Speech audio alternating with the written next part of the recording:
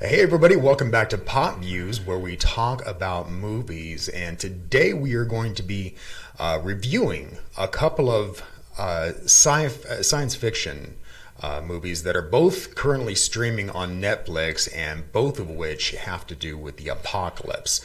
But before we get into that, I want to remind everybody to like and subscribe.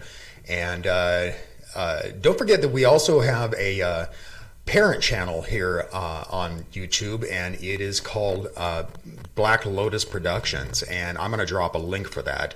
But if you are into the paranormal or UFOs, aliens, cryptids, that kind of thing, definitely stop by there and take a look at a few of our videos. I think you'll really enjoy it. And also, if you are into that kind of stuff, we also have a group over Facebook, and it's called the Black Lotus Discussion Group. And we have a lot of people there that are great people, and a lot of them are experts in their field, like into the paranormal investigators, UFO investigators, serious people about it.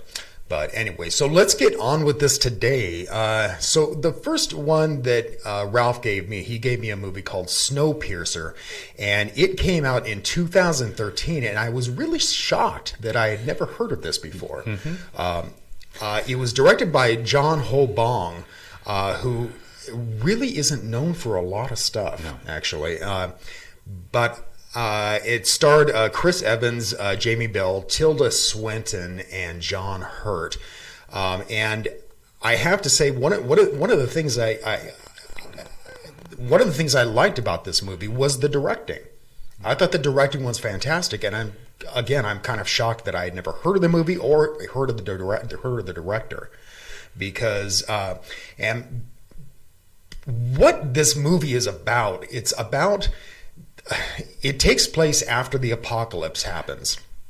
And the reason the apocalypse happens is because, they always say the road to hell is paved with good intentions. So all the governments of the world try to stop global warming by putting this stuff in the air via airplanes. And it kind of reminded me of the whole chemtrail conspiracy thing, And in the process of doing this, it cooled down the planet to the point where everybody froze to death, and only a select few remained living, and they were put on this high-speed train.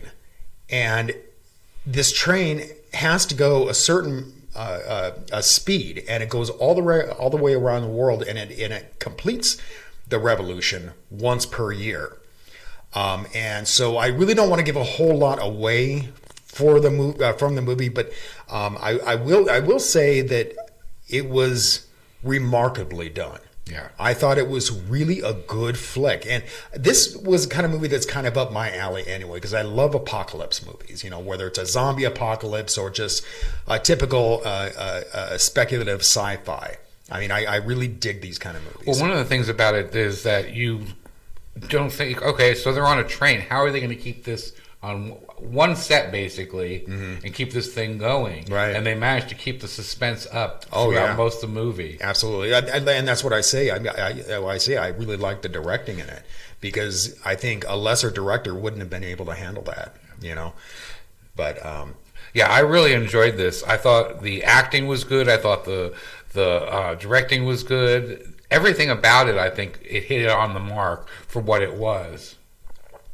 I found out something about this. This is actually based on a French graphic novel, and I'm going to mess up the name, but it's Le Transpersonnage. Okay. So the passenger train? I suppose. I don't know. But one person who I really enjoyed in this was John Hurt. Yeah. And I found out something about that, and that his character's name is Gilliam. And they named him Gilliam in homage to Terry Gilliam, who, I don't know if you know who Terry Gilliam, but he's the one who did like Brazil and 12 Monkeys and Zero Theorem, and they're all end of the world scenario. Post-apocalyptic. Yeah. So I thought that was kind of interesting, but I think I would give this a definite 8. Yeah, a solid 8, definitely. Maybe even an 8.5, maybe. Because I enjoyed it. I was one of those things that I just happened to come across one day, and I was like, okay, that sounds interesting. Let's try watching it, and I was hooked right from the beginning. I think I got hooked. Yeah.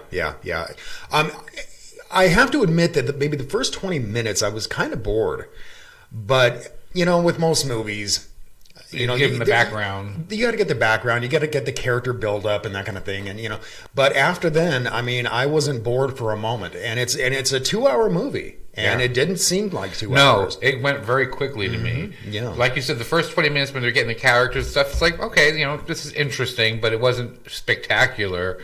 But then once it gets going, it doesn't stop. Right, exactly. But yeah, definitely see this. It's worth checking out. If you're into apocalyptic movies, I think you'd really dig it. And we found out something else interesting looking into this movie is that they're actually TBS is creating a television drama out of it. That they're going to be doing a TV show, and they've already got the first season in the can, and second season has already been okayed. Yeah, and didn't you tell me it's a prequel to the movie? Right, it looks like it's going to take place about 6 months before the movie does. Okay. And who did you tell me? Maybe you just said it and I just didn't catch it. Who's going to do it? TBS. Oh, TBS. Okay. TBS, yes.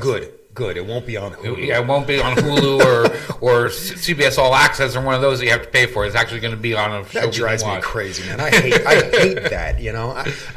Stephen King's thing is on Hulu.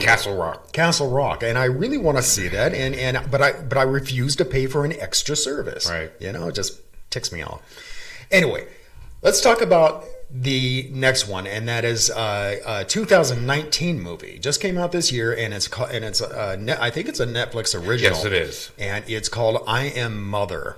Well, that basically is one of those movies that you really can't tell too much about, but it's a post-apocalyptic movie also, and it takes place in a shelter where there is a what would you call her? A robot, I guess. Yeah, it's like a repopulation center. Right. Yeah. And she is raising a child to take over and start to repopulate the world. And all of a sudden they get a visitor. And it is one of those movies that also caught my attention from the beginning. I thought it was a little bit long because it is also another 2-hour movie. But all in all, I thought it was really well done. It asked a lot of questions and made you really think about what it would be like for this to happen. I think that's just it. This movie is more of a thinker. While Snowpiercer had a lot of action in it, and that kind of thing.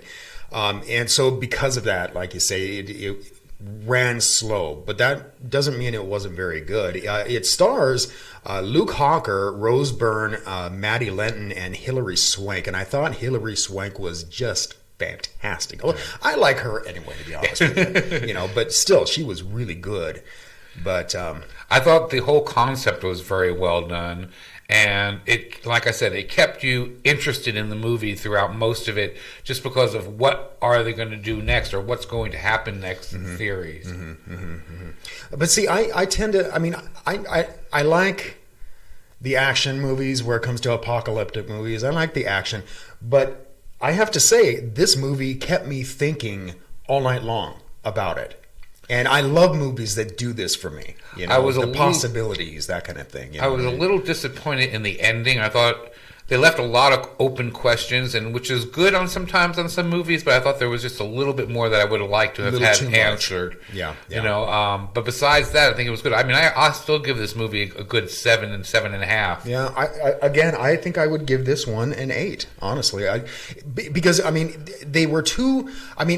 We paired these movies because I thought, okay, well, both post-apocalyptic, both post-apocalyptic and I thought that they were going to be kind of similar, but they're really not. They're two completely, totally different movies.